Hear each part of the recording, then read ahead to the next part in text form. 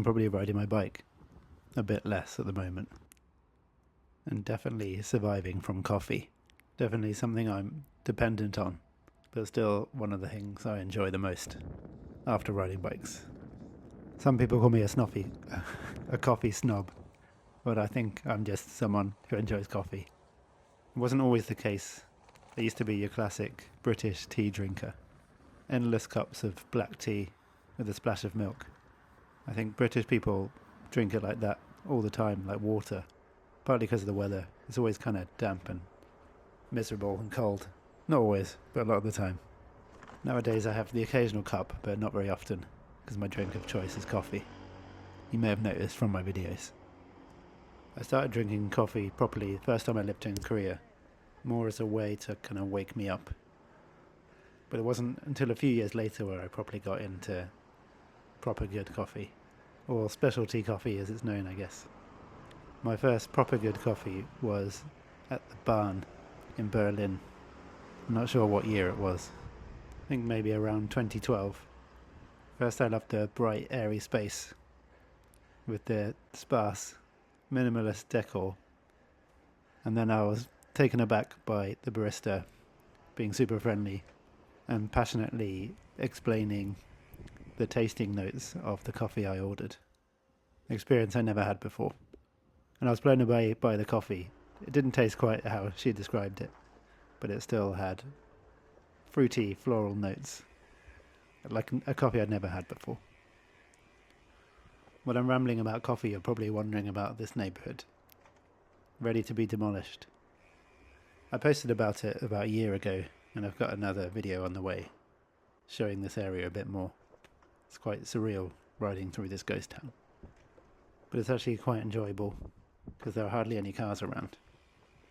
And it's a good shortcut to a new cafe from one of my favourite cafes in Seoul. The route I was planning had shut, so I had to take a meandering route to the cafe, but I didn't mind. I don't think I'll be riding or be able to ride through here again. Amongst the desolation and degradation of this area about to disappear, there are still signs of beauty. This time of year, these Chinese trumpet flowers are everywhere. I think that's what they're called.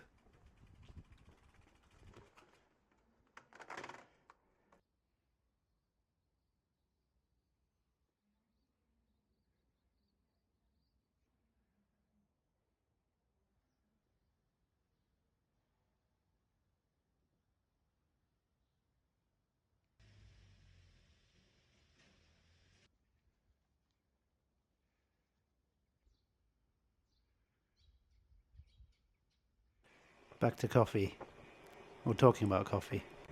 On my way to drinking coffee, I'm thinking about all the coffee. I've hardly had any sleep the last few weeks, so coffee has been a survival mechanism. Not just the caffeine waking me up, but the act of making it has been a kind of meditation for me.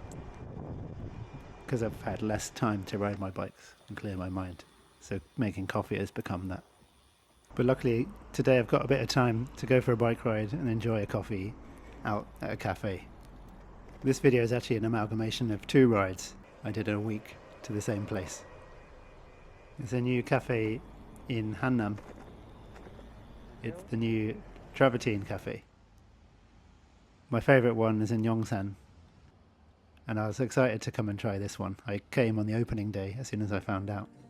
Quite a different vibe to the original location, but maybe some similarities to the place where I had my first specialty coffee in Berlin. So as I was saying about the barn in Berlin being my first specialty coffee, that really started it all for me. I went back home and bought some of the gear to start making my own drip coffee at home. I bought the full Hario set of the Hario kettle, the V60 dripper and the V60 filters, along with the Hario hand grinder. A good beginner setup, I think. In the beginning, my coffees were quite hit and miss. Some of them were glorious and delicious, just like the one I tried the first time. But some of them were rancid and disgusting. Nowadays, they're a bit more consistent and delicious. Many years of practice. I think I can make a very good drip coffee at home, which is why when I go to cafes, I usually go for an espresso-based coffee, like a flat white or just an espresso, because those are the kind of things I can't make at home. On this visit to Travatine, I got some opening day rice cake, and on my other visit, I met my fellow coffee aficionado from Calico to pick up some Calico goodies. And some new shiny bits on Joe's lovely long haul trucker. Since my beginnings of drip coffee at home, I've accumulated a few more toys, like the AeroPress, which is probably the most consistent, delicious coffee maker, the Hario switch, and even testing out some cloth filters as well. My wallet isn't ready for a full espresso setup at home, maybe one day. But I do have my portable espresso maker and electric grinder from Outin, so I got a video about that coming up. Good for hand river coffee outside on my commutes. When I lived in Germany and London, I made a lot of home brews, and there were some good cafes. But after coming back to Seoul about 6 years ago is when my love for coffee, alongside my love for bikes, really exploded. I feel like it coincided with the explosion of the coffee scene here too. There's just endless good cafes and coffee roasters in Seoul. A new one to try every day. Plenty of terrible ones too. Ones that just look good for Instagram, but they obviously know nothing about making delicious coffee. I don't really post those ones on here. I just keep these videos for the good stuff. A lot of my rides nowadays are just going to local new cafes that I haven't tried before, popping out for an hour for a coffee, and heading back to look after the babies. I feel like at some point I should probably make a Seoul coffee map. A lot of people have asked for it, and some people have even reached out to help out with it. So maybe when I have a bit more time, I can create one of those. If you've ever been to Seoul, what are some of the best cafes that you've been to? Any recommendations that I should try?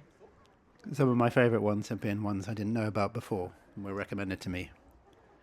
Quite a few from my friend Kier from Russia, a barista champion who has excellent taste. His recommendations haven't missed yet. But today I think I'm going to head home and make one more coffee. In the beginning of the video I was making a mocha pot, which used to be my standard go-to, and I've recently got back into since I found, of course, James Hoffman's recipe. A recipe worth checking out if you want to transform your mocha pot coffee. I hope you've enjoyed my coffee ramblings. There's probably more to come. Like and subscribe if you want to see more. See you later.